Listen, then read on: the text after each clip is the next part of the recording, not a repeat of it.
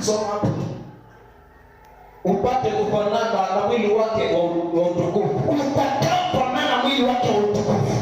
Kwa uweza ule ambao kwa huo aweza hata kuvitiisha vitu vyote viwe chini yake. Na ukuwe na uwezo wa kuvitiisha vitu zote ziwe chini yako. Yes. Bwana Yesu asifiwe. Amen. Yaani baada ya Yesu kunifahamu, hatie roho huu mwili wangu, Roho Mtakatifu akiingia ataubadilisha ufanane na mwili wake ambao ni mwili wa utukufu. Na kisha kunibadilisha ufanane na mwili wake, kila kitu chochote kimeishi kunifinyilia kitaletwa na kitiishwe. Bwana Yesu asifiwe. Kitatiishwa